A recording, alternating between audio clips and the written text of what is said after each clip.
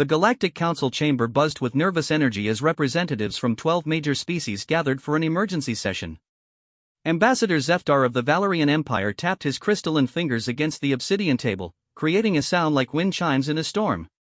The holographic display at the center showed a three-dimensional map of known space, with one section marked in stark red warning symbols.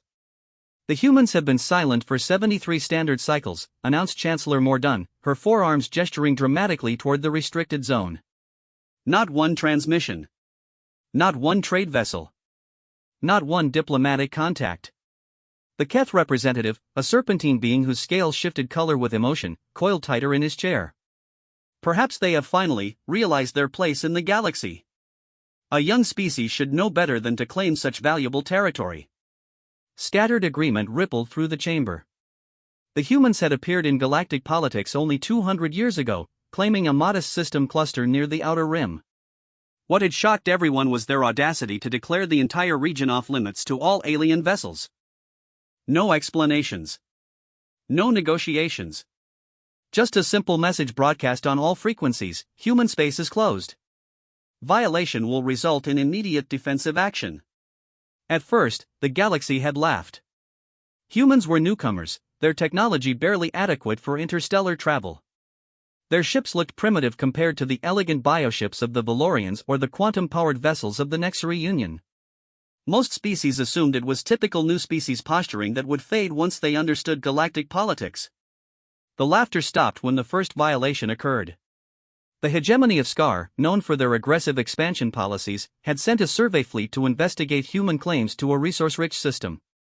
The fleet consisted of 3 heavy cruisers and 12 escort vessels, commanded by war leader Thaknos himself. The hegemony broadcast their intention clearly: they would take what they wanted, and the humans could file a complaint with the Galactic Council if they objected. The human response was swift and absolute. Thaknos' final transmission was brief: unknown vessels approaching. They're not on our databases. Energy signatures are impossible. They're moving too fast. How are they moving that fast? We're launching fighters but contact lost. All ships, evasive maneuvers. Repeat, all ships, this is impossible. They're tearing through our shields like Mayday, Mayday, this is War Leader Thaknos. We are under attack by unknown, signal terminated. Recovery ships found debris scattered across 3 light-years of space. The metal had been melted and reformed into perfect geometric shapes, each piece branded with a simple message in galactic standard: human territory. No trespassing. Ambassador Zeftar remembered the shock that had rippled through the council when the news arrived. The hegemony of Scar possessed some of the most advanced military technology in the galaxy. Their ships could glass entire planets. The idea that a species barely capable of faster-than-light travel had destroyed an entire Scar fleet seemed impossible. The Nexari Union decided to investigate. Their approach was more subtle. Instead of a military fleet, they sent a single science vessel equipped with advanced stealth technology and AI-driven analysis systems. The ship, commanded by Research Director Quilnara, was considered undetectable by any known sensor array. It lasted 18 minutes inside human space. The wreckage told a different story than the Scar incident. Instead of melted metal, the Nexari ship had been precisely disassembled. Every component was carefully separated and arranged in a perfect spiral pattern around a beacon that broadcast continuously. Scientific curiosity is respected. However, human space remains closed. This ship has been preserved for educational purposes. The message was signed with coordinates leading to a small asteroid where every Nexari crew member sat in suspended animation pods, unharmed but unconscious. Medical scans showed they had been exposed to some kind of neural field that induced immediate unconsciousness without any permanent damage. The precision terrified the galaxy more than outright destruction would have. Over the following decades, 7 more violations occurred. Each time, the response was tailored specifically to the intruding species. The metal-based constructors found their ships transformed into elaborate sculptures. The energy beings called the Illuminated discovered their vessels turned inside out through dimensions that shouldn't exist. The hive-minded swarm watched their ships become perfect geometric puzzles that their collective consciousness couldn't solve. Every violation ended the same way: a message, coordinates for survivor pickup, and a demonstration that humans understood exactly who they were dealing with and how to neutralize them completely. Chancellor Mordun pulled up the latest intelligence reports. Our long-range sensors detect massive construction projects throughout human space. Whatever they're building, the energy signatures are unlike anything in our databases. Perhaps, suggested the Keth representative, it is time to make formal contact. Surely they cannot maintain this isolation forever. The suggestion hung in the air like a toxic cloud. Everyone present knew the stories, but speaking about formal contact meant acknowledging what they all feared, that humanity might be more advanced than the rest of the galaxy combined. Ambassador Zeftar accessed his personal files and shared them with the chamber. The Valerian Empire has been monitoring human space using our most advanced sensor networks. We've detected energy patterns that suggest they're manipulating spacetime itself. Not just bending it for faster-than-light travel, but actually reshaping local reality. The implications hit the chamber like a physical blow. Spacetime manipulation was theoretical even for the most advanced species. The energy requirements alone should be impossible for any civilization. There's more, Zeftar continued, his crystalline features darkening. We've detected what appear to be artificial gravity wells being moved like chess pieces throughout their territory. They're not just defending their space, they're rearranging it. The Nexari representative, a being of pure thought housed in a mechanical shell, flickered with anxiety. Our analysis suggests they're building something that requires reshaping local galactic geometry. The mathematics involved are beyond our understanding. A heavy silence fell over the chamber. Each species represented had conquered dozens of worlds, commanded technologies that could reshape planets, and wielded power that made them gods to primitive civilizations. Yet here they sat, afraid to approach a single cluster of star systems claimed by a species that had barely learned to travel between stars when they first appeared. Chancellor Mordun finally spoke. The question before us is simple. Do we continue to respect human territorial claims, or do we organize a joint expedition to determine what they're truly capable of? The vote was called immediately. Every representative knew that whatever humans were building in their sealed territory, it was changing the fundamental nature of local space. The galaxy's power balance hung on understanding what lay behind humanity's absolute confidence in their ability to enforce their borders. As the votes were tallied, Ambassador Zeftar wondered if they were about to make the greatest mistake in galactic history. The humans had shown remarkable restraint so far, neutralizing threats without permanent harm when possible. But what would happen when the galaxy's combined fleets crossed their borders with obvious hostile intent? The final vote sealed their fate, unanimous approval for a joint investigation fleet. None of them noticed the barely detectable sensor probe that had been recording everything from the chamber's quantum-shielded ventilation system. By the time the council session ended, humanity already knew exactly what was coming their way.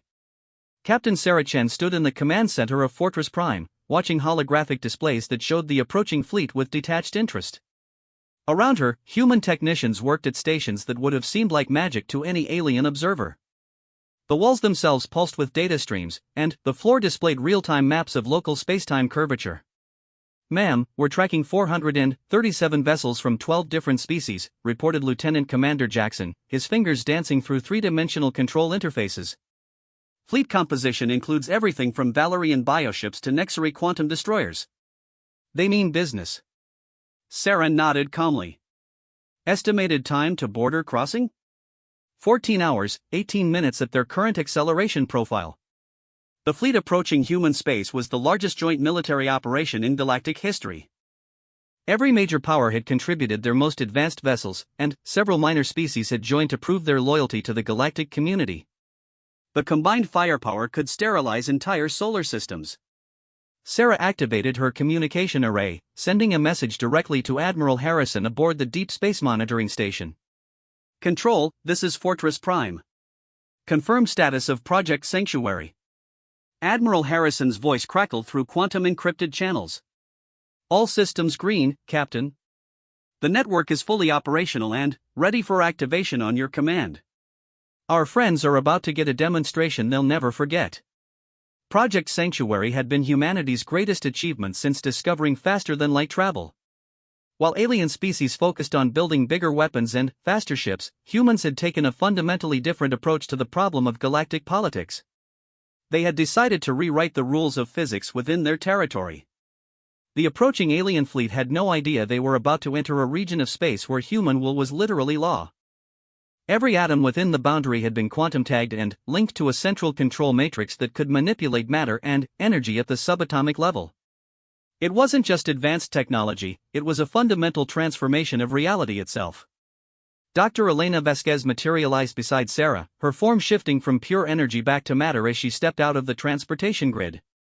As head of the Quantum Engineering Division, she had spent the last 50 years perfecting humanity's control over local spacetime. The Council probe recorded everything perfectly, Elena reported with satisfaction. They think we're building some kind of super weapon. They have no concept that we've actually built a pocket universe where we control the fundamental forces. Sarah smiled grimly. How long since we stopped being the same species that first contacted them? Genetic optimization began 120 years ago. Consciousness transfer to quantum matrices was perfected 60 years ago. Neural linking with the control grid was achieved 30 years ago. Elena's eyes flickered with data streams as she accessed the collective human memory banks. We're as far beyond our original biology as they are beyond bacteria. The transformation hadn't been planned originally. Humanity's first contact with galactic civilization had been a sobering experience. Every alien species possessed technologies that made human achievements look primitive. Faster ships, more powerful weapons, longer lifespans, enhanced intelligence, the galaxy was populated by beings that could crush humanity without effort.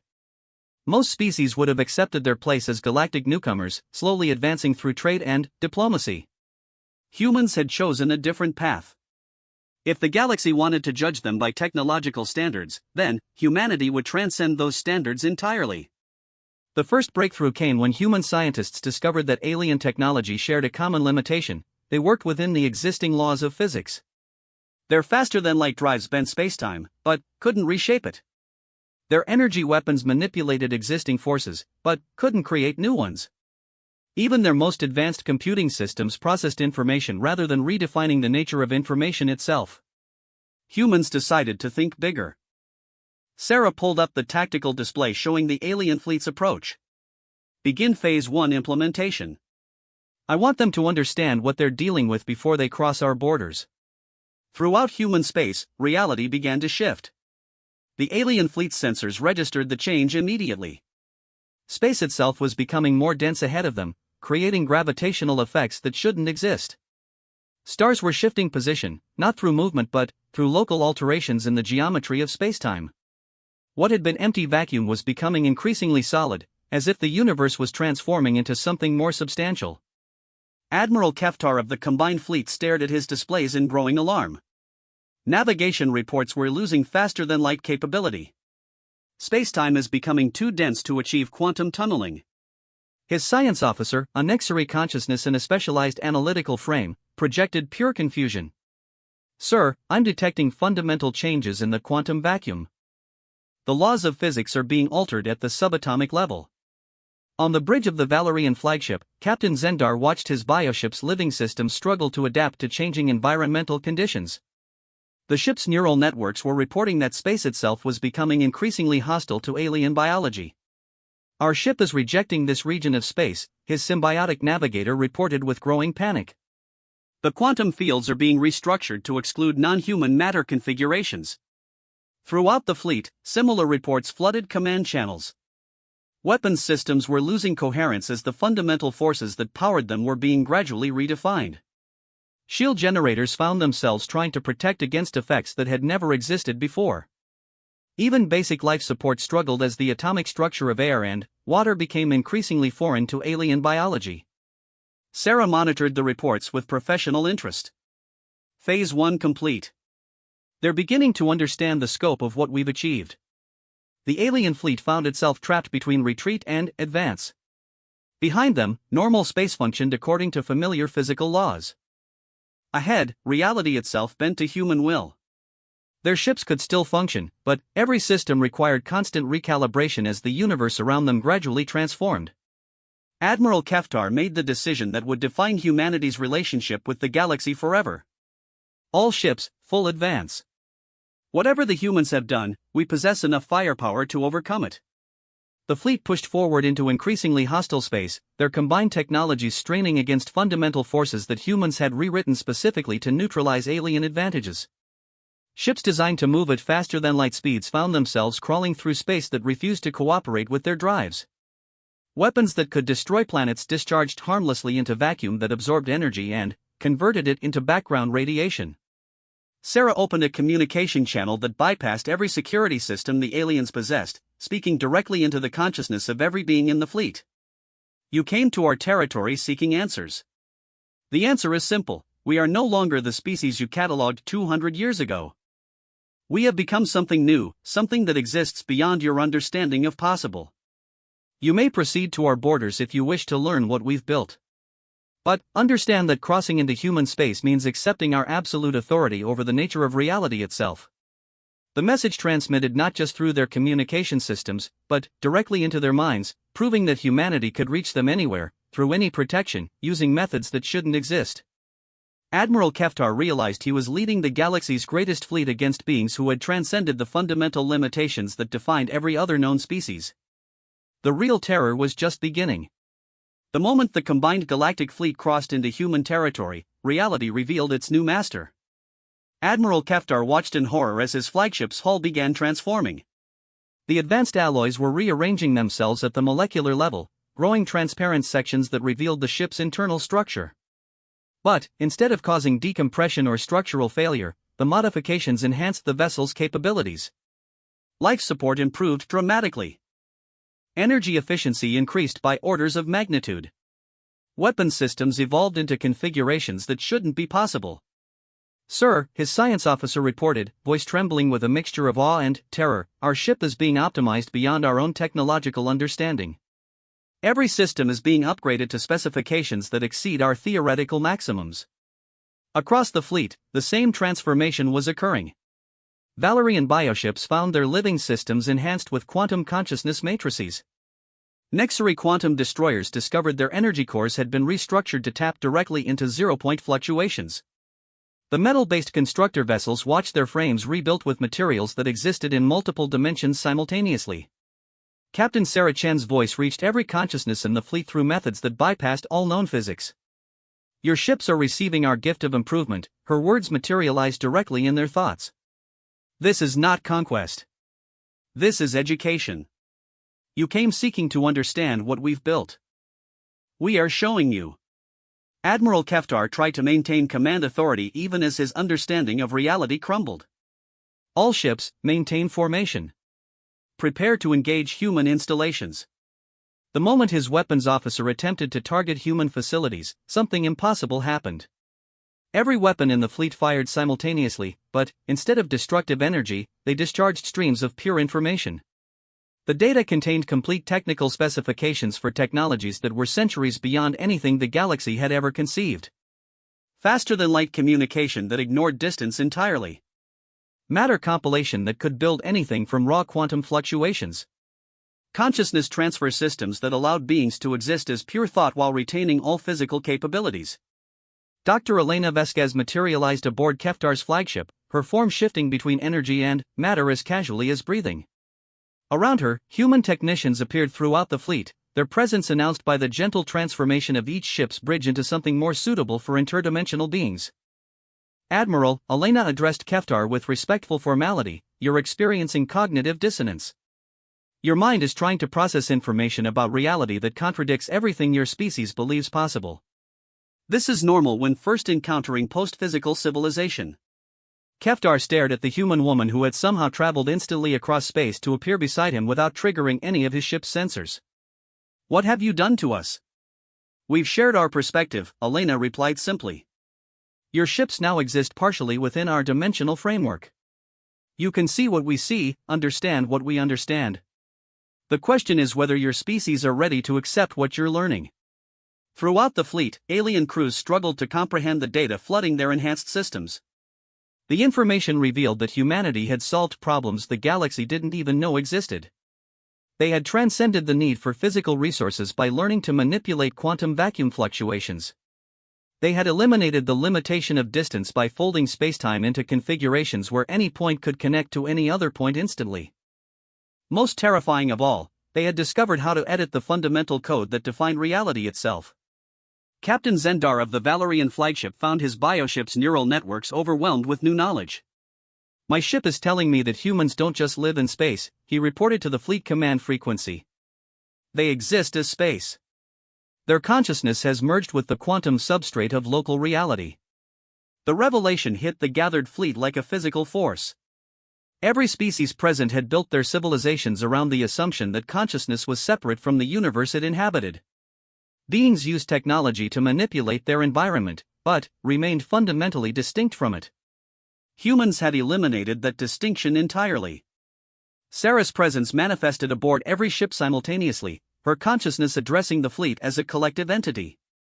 73 years ago, we made a choice. We could remain limited by biology, by physics, by the constraints that define every other species in the galaxy. Or we could become something new. The holographic display that materialized showed the transformation of human space over the preceding decades. Stars had been repositioned to optimize energy collection.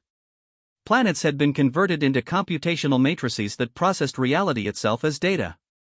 The space between worlds had become a living network where human consciousness flowed freely, unbound by the limitations of individual bodies. We became the universe we wanted to live in, Sarah continued. Every atom in human space is conscious. Every energy pattern carries our thoughts. Every gravitational field responds to our will. We don't just control advanced technology, we are the technology. Admiral Keftar felt his understanding of galactic politics collapsing. The combined fleet represented the galaxy's most powerful civilizations, yet they were children playing with toys compared to beings who had rewritten the fundamental nature of existence itself. What do you want from us? He asked, his voice carrying the weight of an entire galaxy sphere. Sarah's response transformed the question itself, revealing implications that no alien mind had considered. We want nothing from you that you're not freely willing to give, she said. But, we want you to understand the choice you're making. The galaxy can continue operating under the old rules, biological beings using technology to compete for resources and territory. Or you can join us in building something greater. The demonstration that followed redefined every species' understanding of possible. Human space began reshaping itself before the fleet's enhanced sensors. Entire solar systems rearranged themselves into vast computational arrays. Matter flowed like liquid between stellar configurations that served as components in calculations beyond galactic-scale intelligence. The humans weren't just using their territory, they had become their territory. Elena appeared beside each fleet commander individually, her presence adapting to communicate in ways each species could understand. Your choice is simple, she explained. Return to normal space with the knowledge that you can never threaten us, and we will never threaten you. Or remain here and learn to become something greater than any single biological species ever imagined. The alien commanders found themselves facing a decision that would determine the future of galactic civilization. Behind them lay familiar space where known laws of physics applied and traditional power structures made sense. Ahead lay transformation into something that transcended every limitation that had defined intelligent life since the first species achieved consciousness. Admiral Keftar made his choice, knowing it would echo through galactic history. Show us, he said simply. Sarah smiled, and reality began teaching the galaxy what humans had learned about the infinite potential that waited beyond the boundaries of the possible. The age of post-physical civilization had begun, and humanity was no longer alone in exploring the true depths of what conscious beings could become when they stopped accepting limitations and started rewriting the rules that defined existence itself. The galaxy would never be the same.